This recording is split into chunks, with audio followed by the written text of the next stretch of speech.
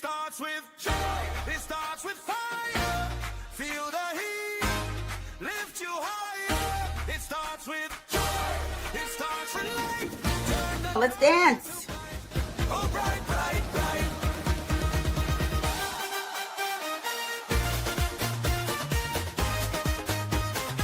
Hello, everybody. Welcome to It Starts With Joy Live. A year ago, I would have said this was impossible. Today, my friends, we are breaking the loop. It's raw, it's real. It starts with joy, fellas. I rebuilt my whole life around joy. Joy changes everything. Joy is what makes high performance sustainable. What if people don't care? That's Beatrice. Go on. That's my inner elephant. She's the joy killer. She sounds like every doubt I've ever had. Relax, Beatrice. Let's play nice. That's Atlas. She's the voice of grounded possibility. Now I've got my own show. Every week, you're going to hear both of them. Wednesdays at 8:30. 100 Talks About Joy in 2026. Just bringing the joy. We are just getting started. Let's dance.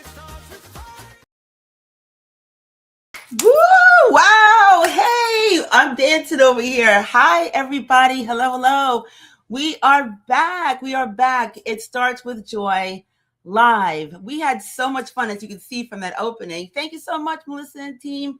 We had so much fun last week that we're doing it again. And oh wait, we're doing it every week, streaming live right now on YouTube and LinkedIn. And I'm Cheryl.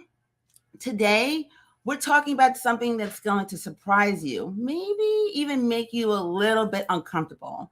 My husband, he's in the other room, he's joining me today at my very first guest. And we've got brand new research on why leaders are quitting in droves. And I'm giving you some homework that I'm hoping just might set you free. So stick with us for the next 45 minutes or so. Yeah, that's right. Joy can't wait. She actually needs more time. So team, let's go. Let's dance. Let's dance. It starts with joy.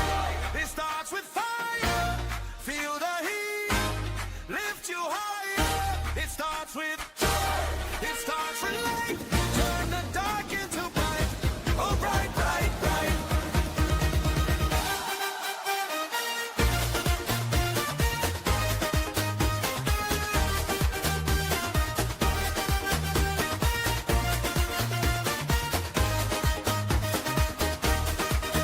Feel the sun kiss your skin. Let it in, let it win. Every heart beats a drum. Boom, boom. Here we come. We don't need a reason, just the rhythm of the season. Oh, life is sweet. Yeah, life is sweet. Raise your hands to the skies. Watch the world come alive. It starts with joy. It starts with fun. Woo, my goodness. I'm never going to get sick of that song. I absolutely love it. So here's one of the things, one of the best things about doing a live show is that we get to be in this moment together.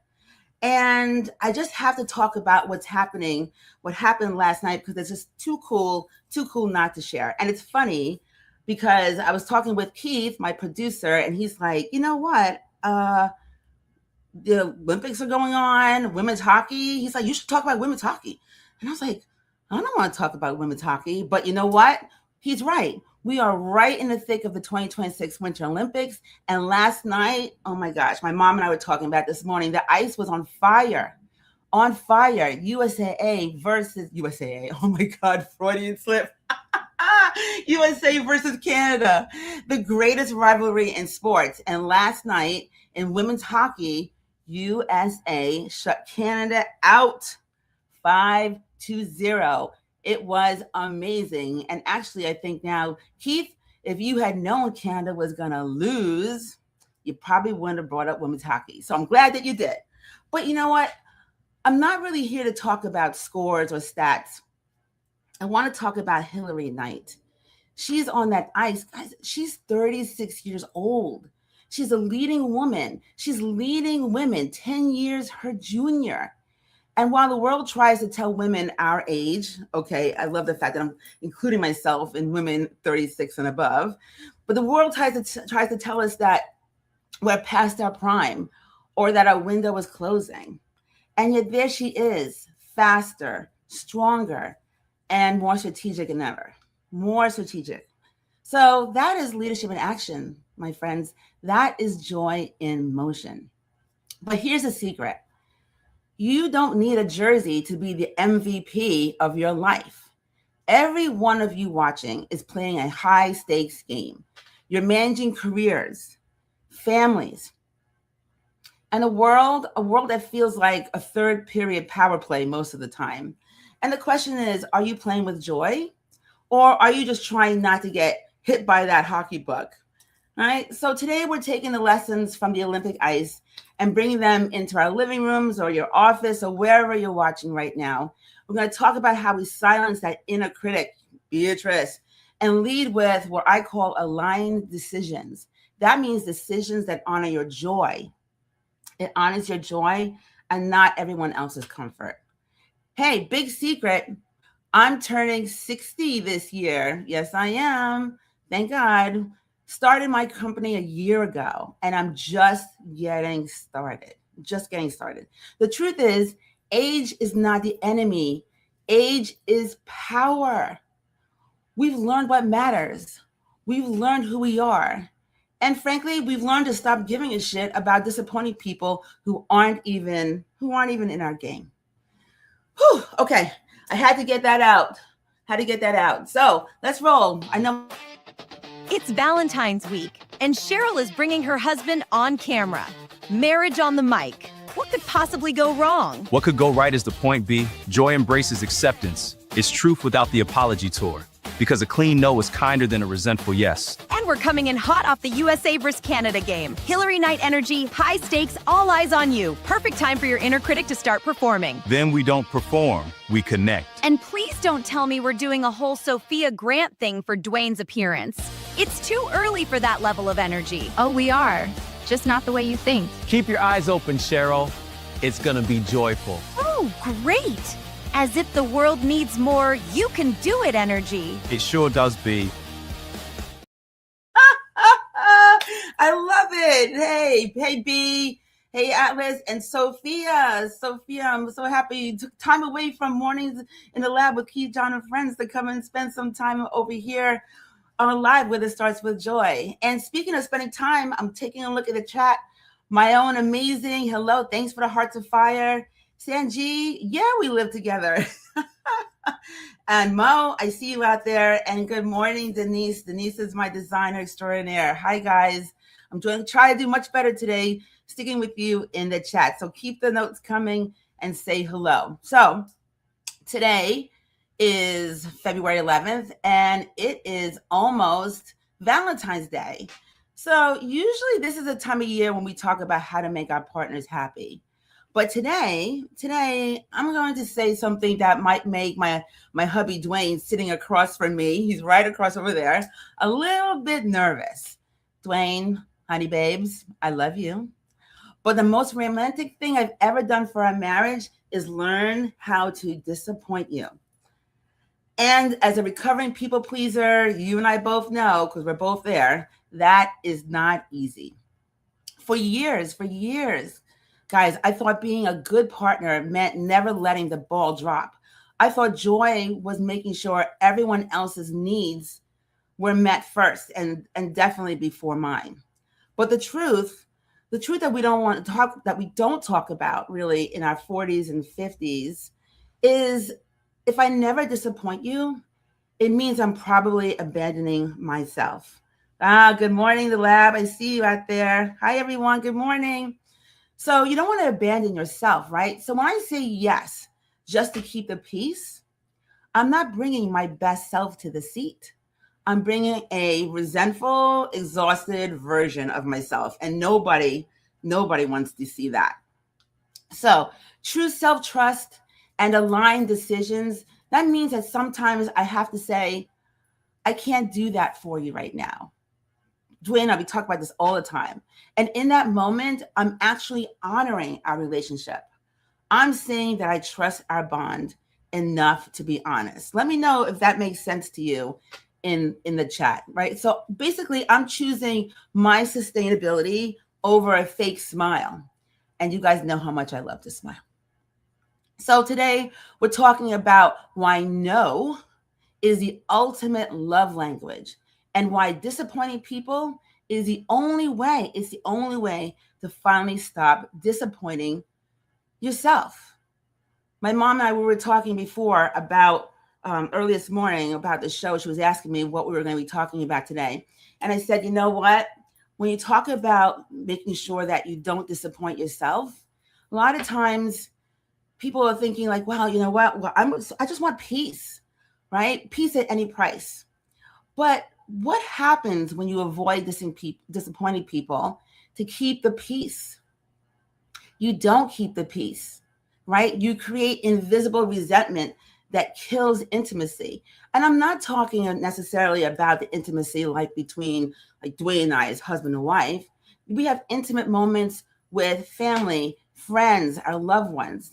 And if you're just trying to keep the peace, slowly but surely, it erodes that relationship, right? And gosh, here's something nobody talks about. When you set those boundaries at home, if you set them at home, it's actually helping you at work. You can't do one without the other, right? We spend much more time at work and with the people that we work with than we do with our folks, our family, our friends at home. And so if you aren't able to set those boundaries at home, how are you going to set them at work? And we're going to talk about that. Setting boundaries at work is really, really important.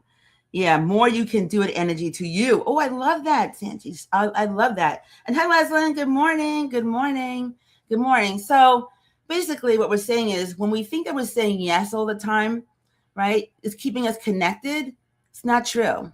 Honestly, you build more trust when you are not people pleasing, when you're not people pleasing.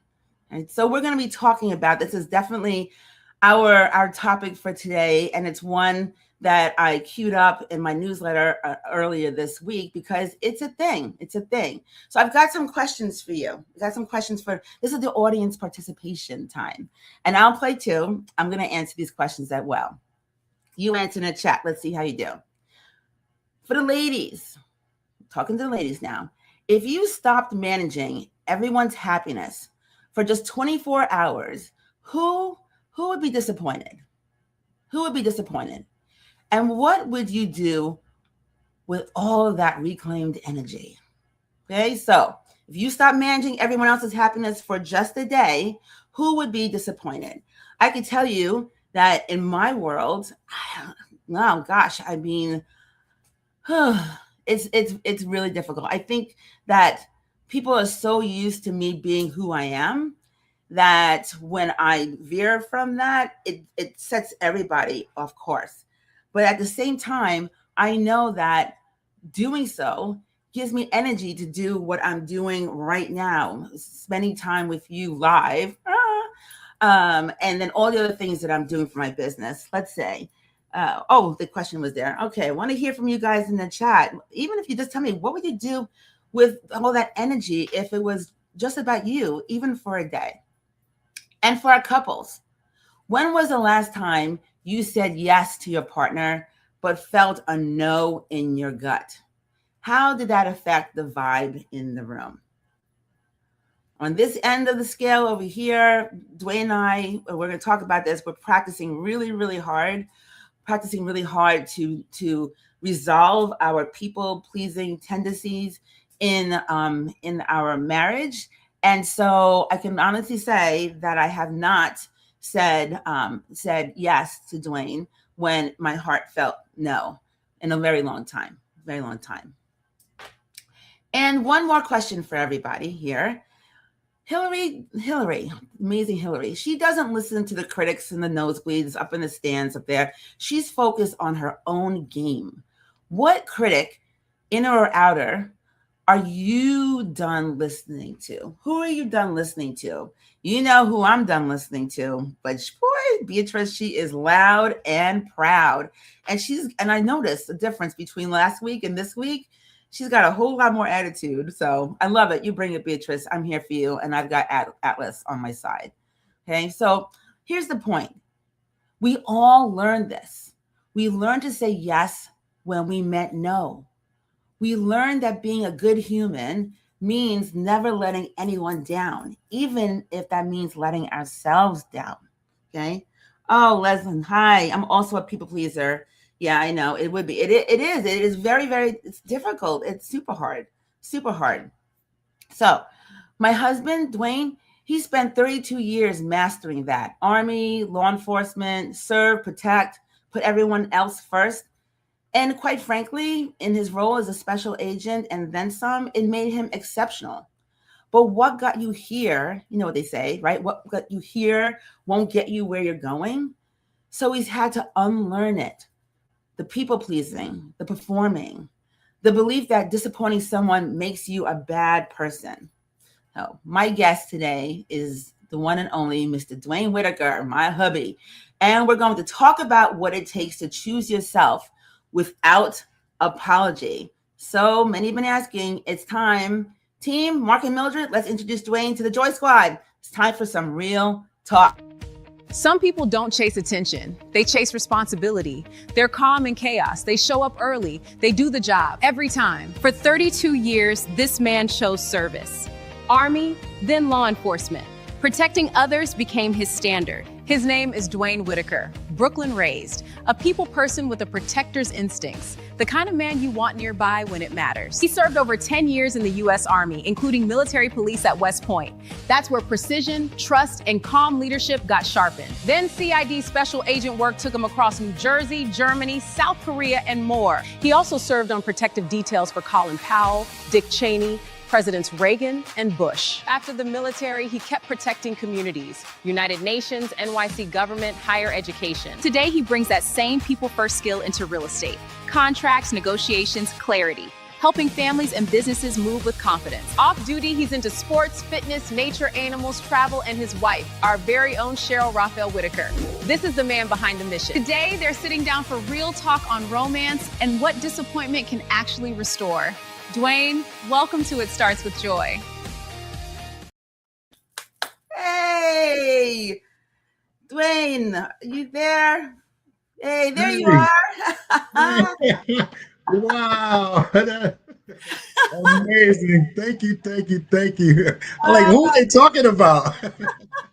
You sound like me. Welcome to the show, babe. How are you doing? Thank you for having me. Thank you so much for having me. I'm excited to be here with you. Always happy to be with you, babe. I know. Same here, my love. And look at you, live with passion. That T-shirt that says everything about you, for sure. That's one of my favorites. So Dwayne, this is really funny, right? Because you and I, we sit and talk all the time. It's funny, everybody out there. Dwayne was asking me last night. We were chilling out, and he said, "Hey, am I going to get the questions?" I said, "No, you're not getting the questions. This is live conversation. You're not going to get the questions." But I just want to know how you're feeling right now, because I called you out, right, in that monologue of mine. And I said, "Hey, babe, sorry, I have to disappoint you so I can say yes to myself." How does that make you feel? It makes me feel good. Knowing that you are a people pleaser as well. It's as we always say, no is not a bad word. No could be no, not now. Unless it's an emergency or something, health or a life-threatening situation. I'm learning, and we're both learning that no is not a bad word, and it's okay to disappoint. Yeah, it is, right? And it's so funny, right? I'm being a bit provocative about using the word disappoint, right? Because we're not really disappointing. What we're doing is really saying, hey, I'm honoring myself, because then if I honor myself, then I can show up better for you, right? And then for our family, and then all the people who rely upon us day after day. Absolutely.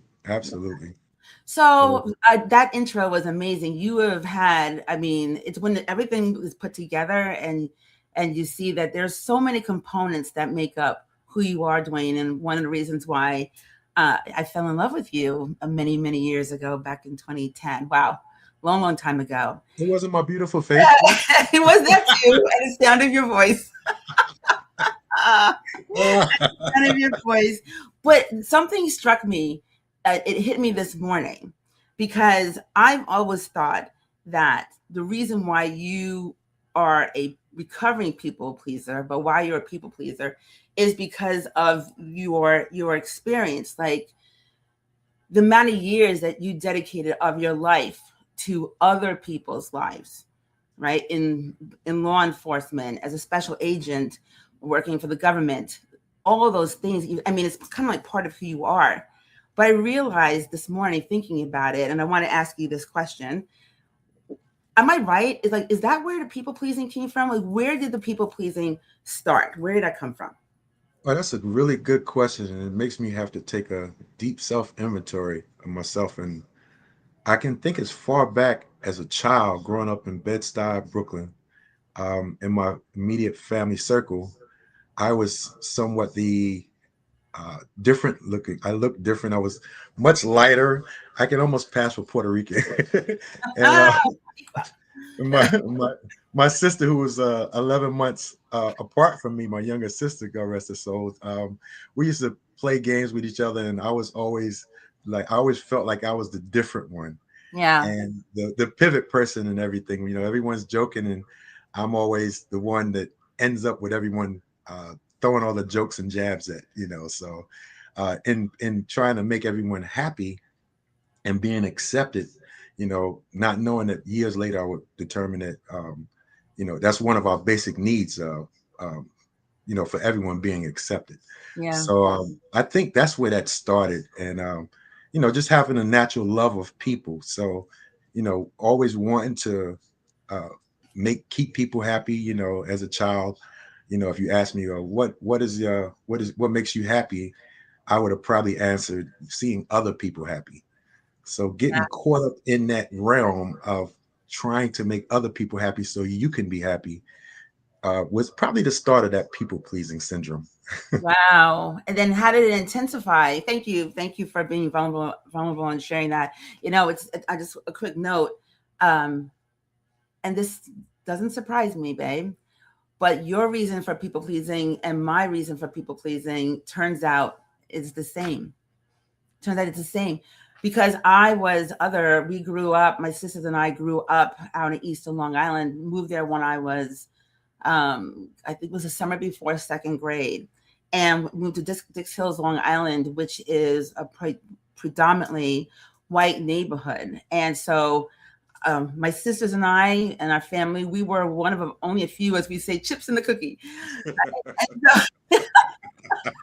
Chips in the cookie. And so I didn't realize it until maybe only like a couple of weeks ago when a friend of mine and I were talking, that I tried so hard to assimilate. I didn't want to be other. I wanted to be light. And so that's where that started from. Hey, if I'm really, really good to you, if I'm nice to you, if I do the things that you need me to do, then you'll love me. Accept me. You'll be accepted. Yes. Yeah, right, exactly. And so, wow. I mean, so that laid the foundation, which just continued on. So how did it continue on for you as you got older? So you grew up, you got a little bit darker in your skin, right? And Yeah. what happened? You went off to the army, and how did it perpetuate? Went off to the military, and that I had no plans of doing that. I don't know how I even ended up in law enforcement. And but what happened was in doing so, first of all, just making a commitment to risk your life to serve this country, you're making an ultimate sacrifice in itself. I Yeah, had no intentions of it being in excess of 10 years. But in doing so and going into that particular trade and occupation, you're actually in a service oriented occupation where you're providing a service to people and you're protecting people, keeping people alive. Then some people trying to hurt you and kill you just the same. So yeah, um, I think what carried me through that was just my natural love of people, in spite of all of the good and not so good things that I've encountered. So, going into serving people in that aspect, in the law enforcement aspect, and then going, becoming a military police investigator, you always connected to people's lives, always making some kind of impact to people's lives. So through that whole time, as you mentioned earlier, which was a great point, we spend so much time at work and less time around our family.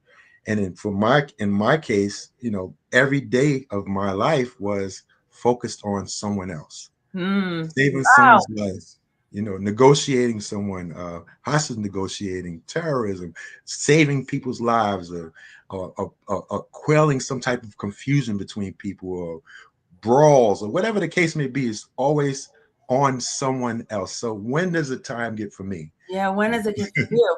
Well, first of all, I say this to you all the time, but so everybody can appreciate you too. Thank you so much for your service, babe. Oh, thanks for your Right? support.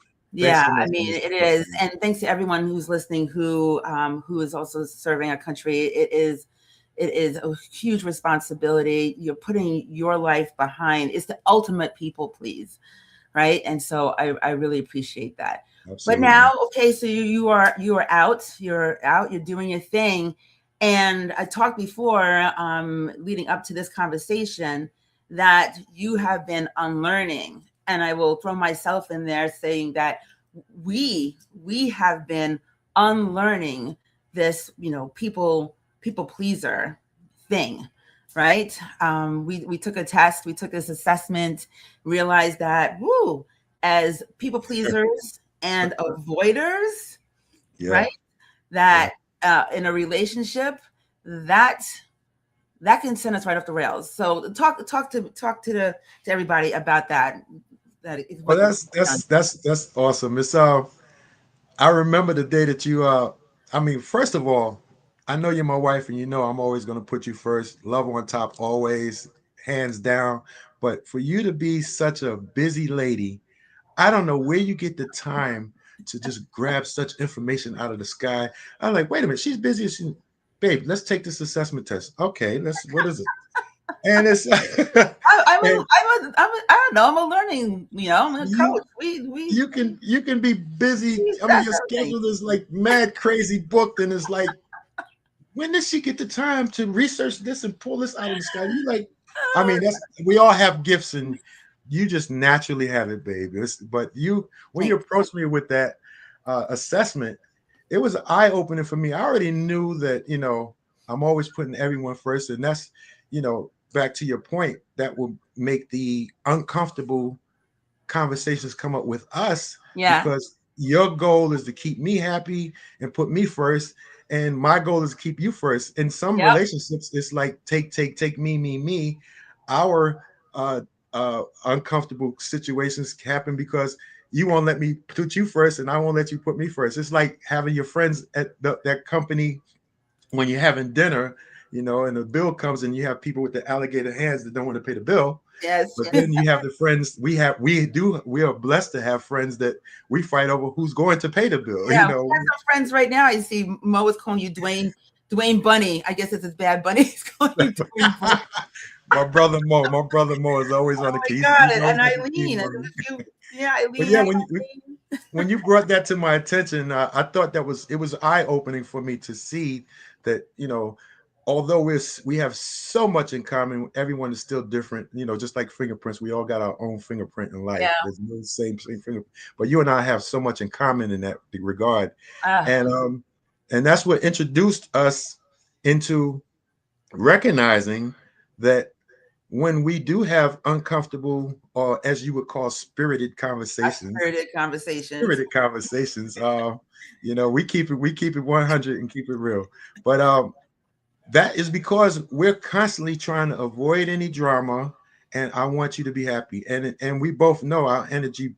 Most people, the energy bounces off each other. If I sense something not right with you, then I'm not right until Yeah. I make sure you're straight. So I think that was a great thing that you did, and as a result, we move forward with it. And now we have our weekly meetings, Yeah, we do. We and it do. doesn't We have our necessarily weekly meetings and every it doesn't Sunday. have to be a bad it doesn't have to be a complaint of any kind. It's just I mean, we talk all the time. We like play and talk all the time, 2 3 in the morning. We wake up and we just chatting or whatever the case is. But I think that making it intentional, and putting that first, it helps keeps us grounded. And I really look forward to it. Even if I'm just giving you a pat on the butt. I mean, a pat on the back for for doing such a good job. Excuse me. But yes, I love it. I look forward. I do look forward to. I do look forward to our Sunday meetings, right? Too, and it does help.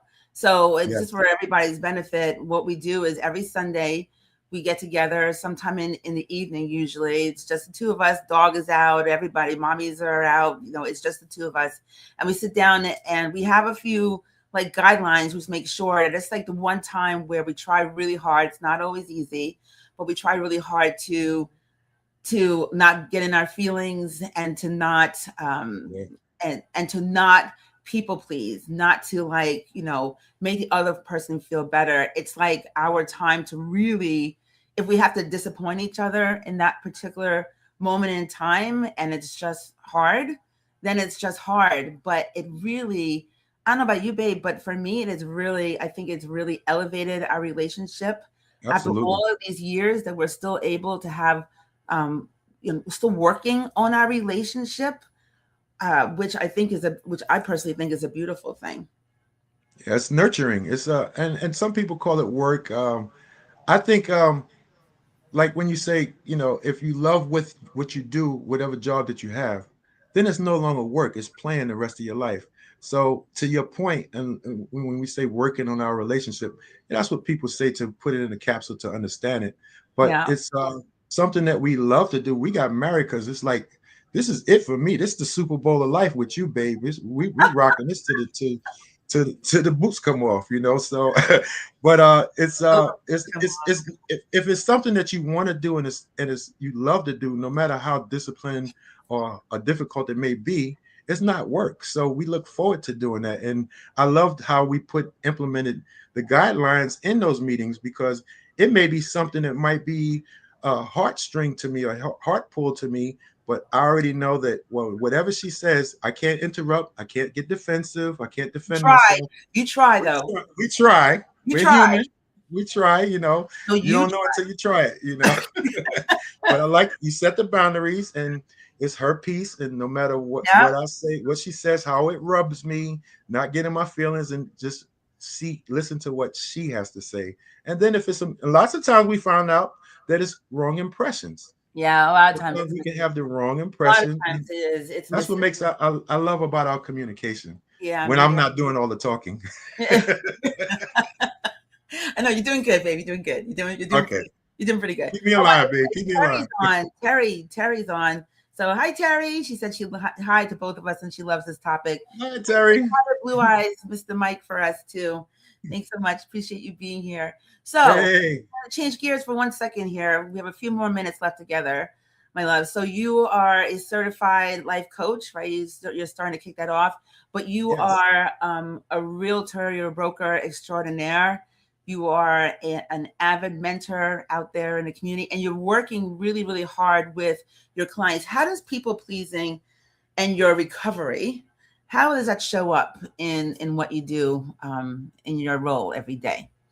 Well, one thing I've noticed once I made a decision, it was a problem for me to making a decision. And I think if I could just go back a little bit, and I know you Mhm. have time, uh, I was trained and conditioned, even growing up in my household, with my parents. If you're not going to do it right, don't do it at all.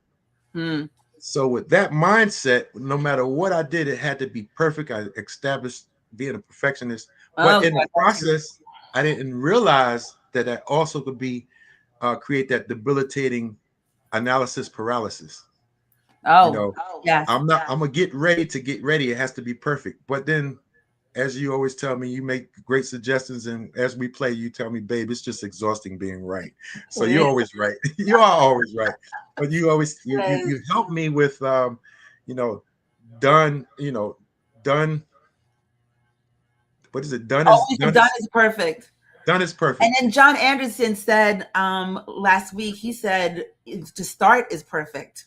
Yeah, you're moving. It's Yeah. about movement. Mm-hmm. So Mm-hmm. it's being human and recognizing that you want to do something right and perfect. Because again, when I was dealing with people's lives and different things, there was no room for error.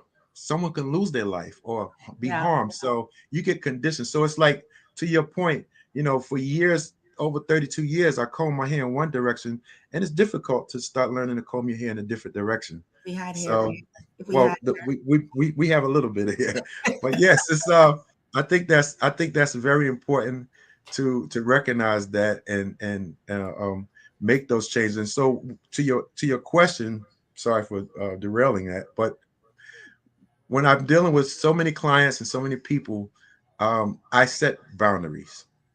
okay. And I've gotten to the point, I got a birthday coming up next week, and I'm in my 60s. I'm feeling in the new 30s, Yeah. but Yeah. I don't mind telling people this is how I operate. I'm here for you to do whatever you need, but it's just like going into any other business. I'm not going to walk into my attorney's office and tell him how to do his business, neither my doctor. So it's about being comfortable in my skin and being comfortable with the fact that, like in the state of New Jersey, there's over 62,000 realtors in New Jersey. Wow. So I don't mind telling people, if I'm not a right fit for you, I can recommend someone else for you to go to.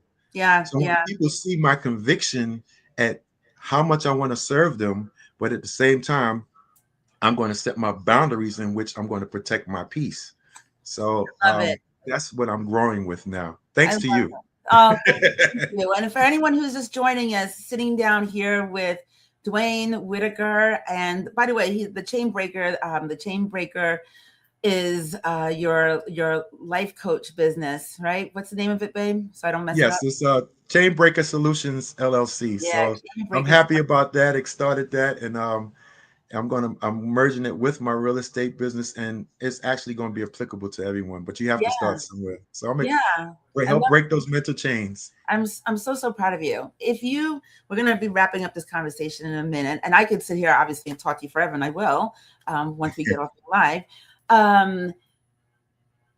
For everybody who's listening live or watching this on the replay, what's one piece of advice you would give them that there's something they can do as early as today to stop that people pleasing in its tracks? What's one piece of advice you'd give them? Well, it's funny you said that. I just shared a story that was shared with me some years ago. Real quick, it was about a individual who was well known throughout the community and even the state, and he passed away. True story. And the individual passed away. Okay. When he passed away at the church, there was packed to the rafters with people. He came outside, and this article pointed it out, that when they came outside to go from the church to the burial to the interment, it was a whole convoy of cars. By the time they started going to the cemetery, it started sprinkling, a little raindrops. By the time they got to the cemetery, those 30-car convoy turned into about 6 cars. So you ask yourself, where did all those people disappear to? They got lost. So the article basically pointed out that if something as simple as a few raindrops can make people decide your value is not worth showing up at the cemetery, why would you be concerned about what people think while you're alive? And that really resonated with me. Mm. So it's okay for people not to like what you do, what you bring to the table, because when we go into a store to buy something, there's several brands of jeans or clothes or whatever. You pick the one that you want. The owner of the store is not going to pack up and say, "Oh, you didn't buy all of them," and leave. Right. Same with a restaurant, and it's okay to not be okay with what you have. We like vanilla, chocolate, and strawberry ice cream. Because you like vanilla and I like strawberry, I can't be upset with you. It's Right. perfectly okay to be okay. So Yeah. it's a matter of being comfortable with our skin and respecting the fact that we are different, and we can coexist being different and similar in the same way. Wow. Well, that story about got me like a little bit teary. That story about the raindrops, and whoo, yeah. So live your life, right? We can coexist, and we can be different, but make sure that you please yourself first. It's like the oxygen mask, right? Please Yes. yourself. Make sure you're taking good care of yourself so that you can take good care of others. And Dwayne, you always remind me, don't let what people do to disappoint you change you. Because I'll yep, be griping and complaining to you. You said, "Babe, don't let it change yep, you." yep. You Don't know, let it change so you. Don't let it it's change part you. of the growth. Be who you Thank are. you. My darling, you are absolutely beautiful. I love you so Thanks, much. my Thank love. you so much for being our very first guest on It Starts With Joy Live. Something tells me that you may come back every once in a while. I would love to have you I back. would be happy to come back and hang out with you guys. Yes, yes. But you're not in charge, though. You're not in charge. I'm So not in charge, babe. you are not in charge. I keep trying, right? I'm so proud of you, babe. Thank you so much. I Thank you appreciate so you much having for me on. being Love here. you so much, babe. Love you so much. Love you so much. I will see you. I'll see you soon. I'll see you in the next room. I'll see you in the next room, my friend. Thank you so I'm much. proud of you, babe. Love Thank you. you. I Thank really- you. Bye. Bye-bye. Wow. Okay. So, whew, that was amazing. I hope you guys enjoyed that conversation as much as I did. And I'm going to collect myself a little bit here. Let's hear from Beatrice and Atlas. I know they got something to say. Cheryl and Dwayne say, disappoint people. And all I hear is, lose your relationships. Of course you do. That fear is real. It keeps people safe. So what if people stop liking you? What if they start talking? So what if they do? What's the truth beneath that story? That you're only valuable when you are agreeable? Maybe. If they're disappointed, it means you failed. That's the unwritten rule. No, B. Disappointment is a feeling, not a verdict. You can lead with care and still say no. And this is bigger than one marriage, one team, one leader. Let's look at the research, Cheryl. Thank you. Boy, Beatrice, come on, girl. So happy Atlas is around to keep us all steady, keep us good. Hey, I see you out there, Life with Cats. Hi, Asunta. Thanks for being here this morning. Good morning. And Terry, tell Blue Eyes I said hello. All right. So before we wrap up, I want to talk about something that is actually really connected to everything that we talked about today and what Dwayne and I just talked about. I hope you guys really enjoyed Dwayne being with us today. I know I really did. I really enjoyed the conversation, and thank you again, babe, for spending time with us this morning. So there's recent research out from DDI and Gallup that should really have every CEO paying attention. Listen to this. 71% of leaders report increased stress since stepping into their roles. 40% are thinking about quitting. And here's the part that should really give us all like a psh. Leaders are disengaging from their own work faster than anyone else in the organization. So let me explain to you what that means. When researchers measure engagement, they're asking, how connected do you feel to your work? How motivated are you? How committed are you to what you're doing? And what they found is that only 3 out of 4 managers are not connected to their work. Not connected to their work. That is crazy. 1 leader out of 4 is engaged. Why is that happening? And it's the steepest decline out of any worker category. And if you're interested, for the rest of the masses, the people that they're managing, their engagement stayed flat. Only 18% are engaged. Okay. So, but you know what will happen, right? What will happen is as leaders become more and more disengaged, teams are going to follow. Okay. Research shows that 70% of team engagement is directly tied to how engaged your manager is, which means that number, that 18% is not going to stay flat for long. And it's just going to go down from there. Have you ever reported to a disengaged leader? I have. And let me tell you something. It's like myself and team, it's like you're trying to push this boulder up a hill. And the leader, my manager, was like leaning on the other side of it, right? Smoking a cigarette. Okay. So it's not good. When your leaders are drowning, teams follow. It's just a matter of time. And right now we are in this age of AI.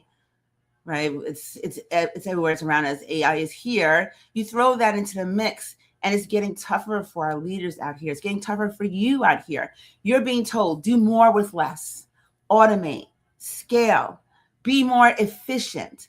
But nobody's asking at what cost, to whose joy, to whose well-being. So I have a question for you. Okay, let me ask you this. We're losing our leaders. Where do you think they're going? Where are they going? And are they choosing joy instead? Because this is a thing that nobody is talking about. Hi, Stephanie. I see you out there. Thank you so much for being here.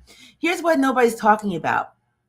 People pleasing at scale is leadership burnout. I had dinner with a friend of mine yesterday. We used to work together at USAA, and we were talking about this very, very thing. When you believe you have to be everything to everyone, when you can't let anyone down, when you're responsible for keeping everyone happy, right? When disappointing people feels like failure, you drown, you burn out. And I think that's what we're seeing in this data, is that leaders are finally saying, I'm done. I'm done. I'm done performing. I'm done abandoning myself to keep everyone else comfortable. So look, again, when I say learning to disappoint people, I am being a little kitschy there, a little provocative. But what I really mean, I mean, stop saying yes out of fear. Stop people pleasing because you're afraid of what they'll think. Stop abandoning yourself to make everyone else comfortable. Whew. I mean, I'm so passionate about this. And by the way, I'm telling you to stop, but I'm telling it to myself too, right? Because I'm recovering. I'm a recovering people pleaser. Because the fear-based people pleasing, it's a joy killer. And you know how I feel about my joy. You can't lead with joy when you're running on empty, trying to keep everyone happy. I wrote about this in the book, right? It starts with joy, which is what this show was inspired by. Joy isn't a nice feeling. It's your operating system as a leader and as a human. And when you lose access to it because you're too busy managing everyone else's emotions, you lose yourself. So if you're a leader right now and you're exhausted, if you're managing a team while you're managing your own burnout, here's what I want you to hear. Listen closely. You don't have to keep doing this. You don't have to keep choosing everyone else's comfort over your own well-being. Joy doesn't show up when you're trying to be everything to everyone. It shows up when you finally give yourself permission to lead as yourself and not the version that everyone expects. You are free. You are free. And maybe that's what these leaders are figuring out now. The leaders that everyone was talking about in the research. Maybe they're not quitting leadership. Maybe they're quitting fear-based people-pleasing and choosing joy instead. Who knows? Okay. Last week, I asked you to notice one decision you were making from fear. Just notice it, name it, write it down. Did you do it? Did you do it? Let me see. No one's talking about it in the chat. But let me tell you, if you did, if you actually wrote it down, you're winning. Most people never get there. Most people try lying to themselves. They don't even want to think about what they're doing from fear. They're just running on autopilot, wondering why they're exhausted. But if you named it, if you saw it, that's a really big deal. And if you didn't do it yet, do it. Do it. Because here's where it gets good. This week, I want you to do something that might feel a little uncomfortable, but also kind of liberating. I want you to accept that the thing you named last week is costing you something. What is that fear-based decision actually costing you? Is it costing you your energy, your joy, your credibility, the trust you have in yourself, the respect of people who actually matter? What is it? Write it down. And then, this is the part people love to skip, right? But you're not going to skip it. Accept that you're allowed to choose differently. You're allowed to lead from joy. You're allowed to disappoint people, to stop performing. You're allowed to say no. No is a full sentence. You're allowed to let the real you show up. And someday, when conditions are perfect, when you've earned it, no, it's now. Do it now.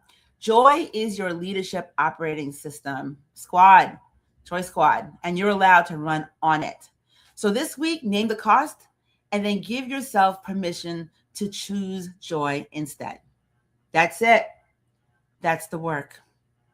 And wow, we're at the end. We are almost done here. Whew, this was an action-packed day for me in conversation in the morning. had a great conversation. We talked about people pleasing, boundaries, and what it actually takes to choose yourself without apology.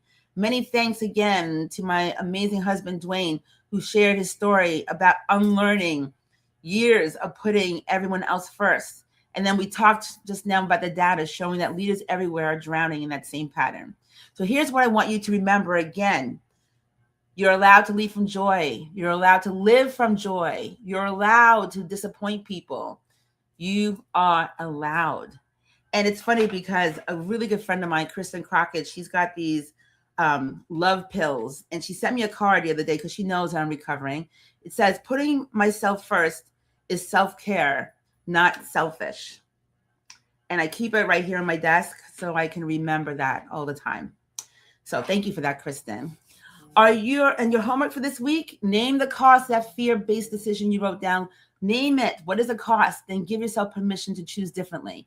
Next week, we've got an awesome guest who's going to grace the stage for some real talk.